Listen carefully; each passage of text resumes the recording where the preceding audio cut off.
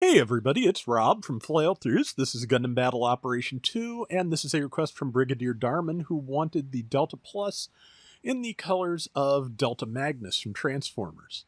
I'm going to go into a little bit of history of what that is, which may take a minute.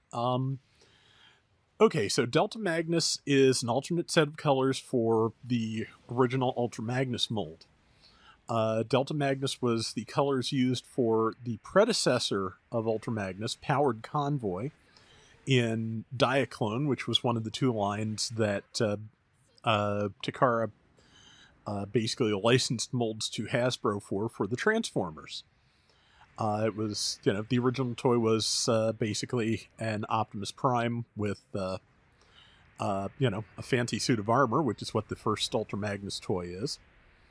And yeah, these were the colors for Powered Convoy, which were ultimately turned into another character so that they could justify making figures of it here and there. So, also used the same colors on Shattered Glass Ultra Magnus, but yeah, colors don't quite match up right for the Delta Plus, but it's getting a color scheme like that to match exactly in every position is tricky.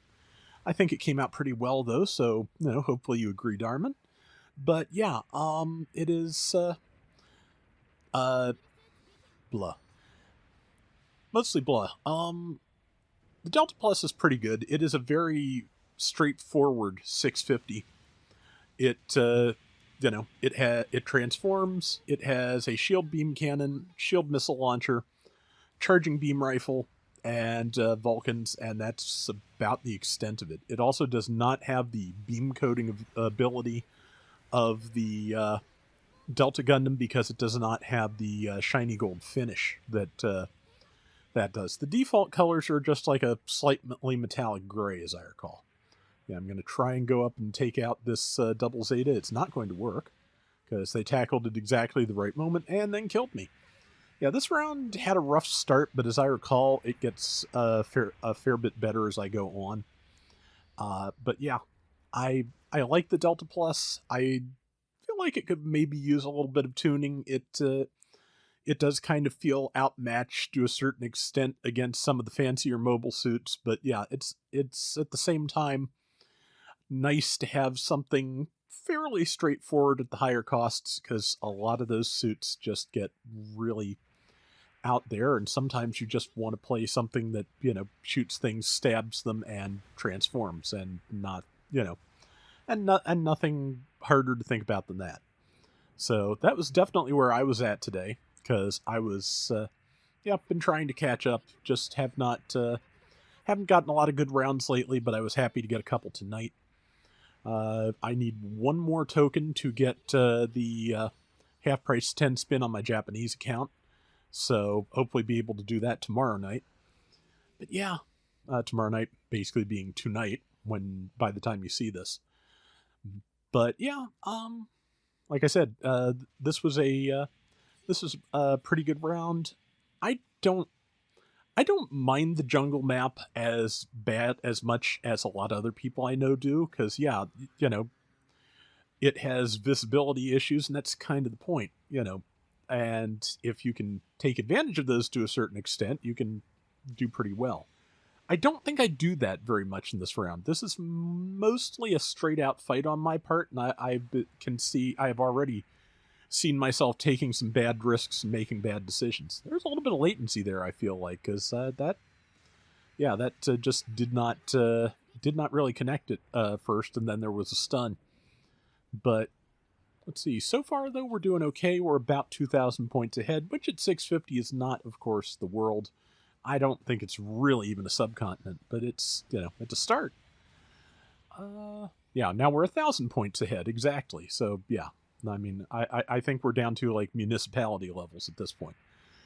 And yeah, I really need to stop, charging this double Zeta player head on. They are too good for that. And also, I ran out of boosts and got myself beat up by the Zeta Gundam Type 3, which, yeah, I still want one of those. It looks like a lot of fun.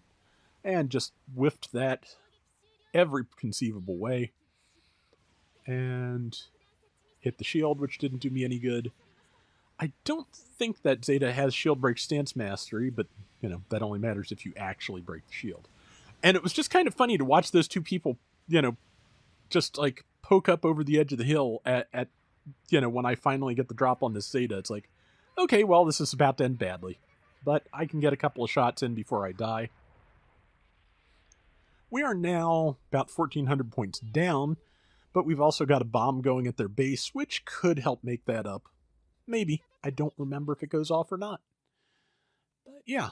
I hope so, because we are currently about 2,000 points behind, and that would definitely make it up.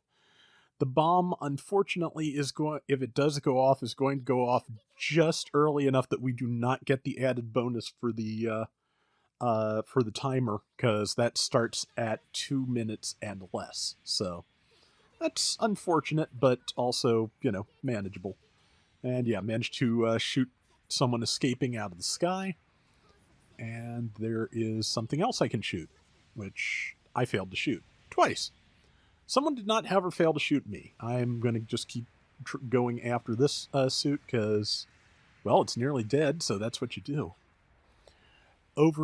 There's another person over there, and I'm going to try and get after them, which means, this is definitely a dumb move since I am exposing myself to fire from every conceivable angle, and it's the double Zeta again. But, good news here is I can, kill it. So, and I should be, and the Girazulu, I think it is, or is it the Heavy Doga?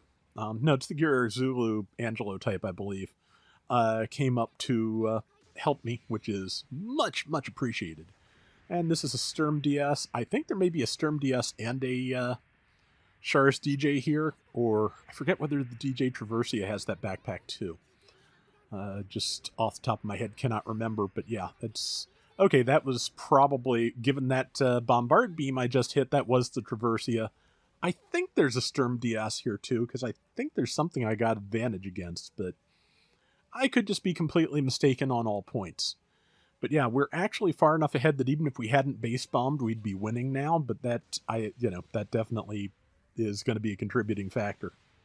I was trying to hit that person over there, not knowing how far away they were, the answer being far too far and with far too many things between us to do anything, functional against them. However, I am going to move in with 15 seconds to go, and this is, managed to get a kill here at the last second, and hopefully not get myself killed, especially if I can get out of that support fire. Luckily the Traversia not paying attention to me, so I was able to get a couple of shots in on its back. Not enough to kill it, but I also managed not to get killed, though that beam saber looming in my field of vision there definitely leads me to believe I would have it had gone any longer. 4950 out of 17,000, not bad. 5 and 3, 74k damage. That'll work. That is going to do it for today's Gundam Battle Operation 2. We'll be back soon with more. Till next time, everybody take care and have fun. Later. So in my first attempt to do a voiceover for this video, I started blathering about exactly what Diaclone is, which I finally figured out probably best to leave till after the round. Diaclone was a separate line from Microman and Microchange. Microchange being the Microman spin-off where the Autobot minicars came from, along with some other molds like Megatron and Soundwave. Anything that turned into a role-play toy kind of thing was probably Microchange.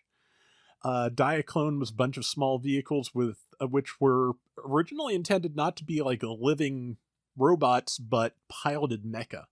There's a really neat commercial out there for the powered convoy figure, which just shows like a huge, convoy of them, both driving and flying down the road in truck and robot modes. It's really neat. I just like old Japanese toy commercials, though. They're just always really interesting to look at for me.